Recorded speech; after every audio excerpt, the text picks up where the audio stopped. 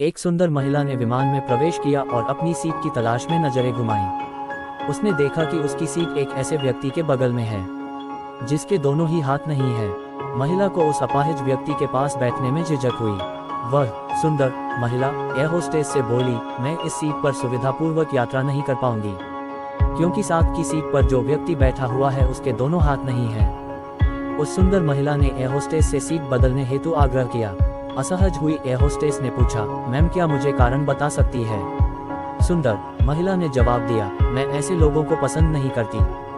मैं ऐसे व्यक्ति के पास बैठकर यात्रा नहीं कर पाऊंगी। दिखने में पढ़ी लिखी और विनम्र प्रतीत होने वाली महिला की यह बात सुनकर एयर होस्टेस अचंभित हो गई। महिला ने एक बार फिर एयर होस्टेस से जोर देकर कहा कि मैं उस सीट पर नहीं बैठ सकती, अतः मुझे कोई दूसरी सीट दे दी जाए। एयर होस्टेस ने खाली सीट की तलाश में चारों ओर नजर घुमाई, पर कोई भी सीट खाली नहीं दिखी। एयर होस्टेस ने महिला से कहा कि मैडम, इस इकोनॉमी क्लास में कोई सीट खाली नहीं है, किंतु यात्रियों की सुविधा का ध्यान रखना हमारा दायित्व है, अतः मैं विमान के कप्तान से बात करती हूँ, कृपया तब तक थोड़ा धैर्य रखें। ऐसा कहकर होस्टेस कप्तान से बात करने चली गई। कुछ समय बाद लौटने के बाद उसने महिला को बताया, मैडम, आपको जो असुविधा हुई उसके लिए बहुत खेद है। इस पूरे विमान में केवल एक सीट खाली है और वह प्रथम श्रेणी में है। मैंने हमारी टीम से बात की और हमने एक असाधारण निर्णय लिया। एक यात्री को इकोनॉमी क्लास से प्रथम श्रेणी में भेजने का कार्य हमारी कंपनी के इतिहास में पहली बार हो रहा है।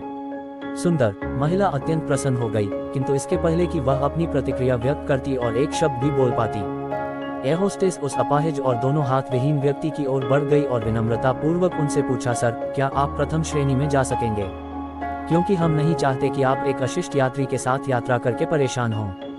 ये बात सुनकर सभी यात्रियों ने ताली बजाकर इस निर्णय का स्वागत किया। वह अति सुंदर दिखने वाली महिला तो अब शर्म से नजरें ही नहीं उठा पा रही थी।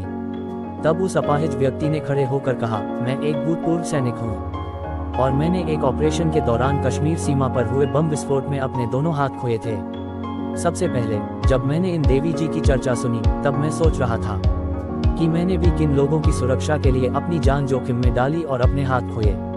लेकिन जब आप सभी की प्रतिक्रिया देखी तो अब अपने आप पर गर्व महसूस हो रहा है कि मैंने अपने देश और देशवासियों की खातिर अपने दोनों हाथ खोए। और इतना कहकर वह प्रथम श्रेणी में चले गए। सुंदर महिला पूरी तरह से शर्मिंदा होकर सर झुकाए सीट पर बैठ गई। अगर विचारों में उदारता नहीं है तो ऐसी सुंदरता का कोई मूल्य नहीं है।